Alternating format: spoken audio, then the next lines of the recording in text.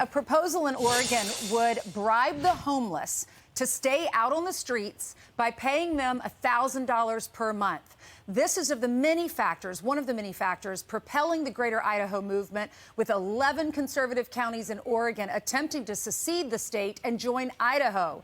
Idaho State Representative Barbara Ehardt joins us now. Good morning, Barbara.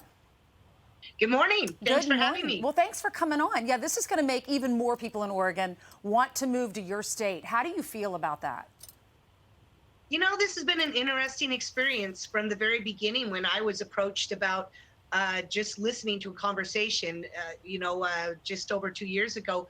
It made sense right away. It made sense to look at some like-minded people and also for us in Idaho, why not have that conversation? We've been the fastest growing state in the nation.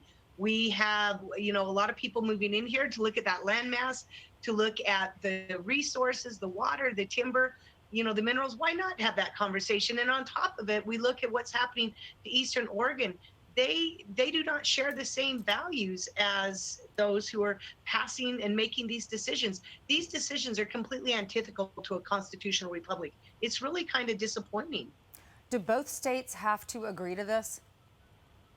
Yes, both states would have to agree to this. And then if that happened, then it would go to Congress, and Congress would then have to approve it. And though many people say, this is not possible, there's a lot that has to happen before for this to even be considered. I say, I grant that. This seems like a big wish list. But you know what? Without taking these steps and having these conversations, and Oregon having their counties vote to move forward on this, it certainly wouldn't happen. But, personally, I think it could happen. I like the idea. Well, I know you represent Idaho. What do you love most about it?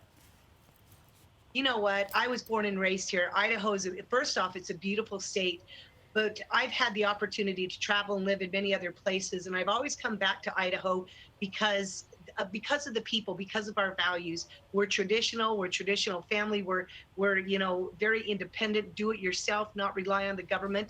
That's important to me, and I think we need to get back to that being important to America also. So where does this stand? What happens next? How do we make this happen? Yes, at this point, we've been engaged for the last 2 years in conversations. As a matter of fact, 2 years ago, myself, I was the chair of a committee, and it teamed with the Senate. We invited Oregon down to come and present to us. And right now, we've actually taken a resolution, joint memorial resolution, through on the House side. It's passed.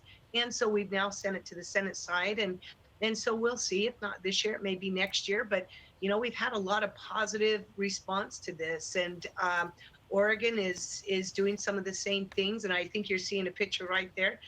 There's a lot of beautiful land, and besides, it's gorgeous. But the other thing that we have to keep in mind, that the area that would be impacted, they're very much like-minded people, very much like us here in Idaho. And, I would be thrilled to have them join us. And how would it affect the elections? Because this is a group of, it's 13 counties, 11 or 13? What's correct? Currently, there have been 11 counties that have passed resolutions to go ahead and continue talks with us. When you look nationally and through the years, what you can do when it comes to maybe creating a state, moving a state, there are really only three ways to move. You can either create a new state. That's not going to happen unless you're Washington, D.C. We know that. You could secede from the Union, and we know how well that had gone about 150 years ago. And really the most viable means of creating a change really is in moving the border. And so that's what we're looking to do.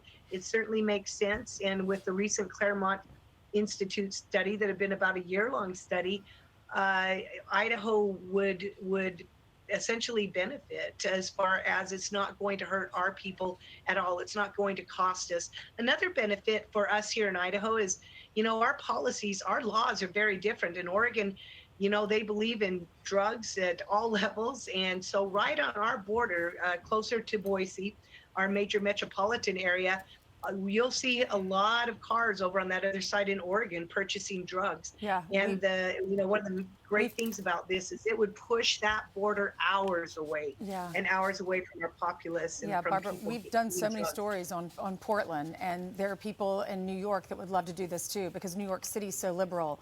but the fringe area is not at all. So it does affect elections. Thank you so much, Barbara, for coming on. You are welcome. Thanks for having me. You're welcome. Thank God you got up early. Thank you. We appreciate it. I did. I'm Steve Ducey. I'm Brian Kilmeade. And I'm Ainsley Ehardt. And click here to subscribe to the Fox News YouTube page to catch our hottest interviews and most compelling analysis.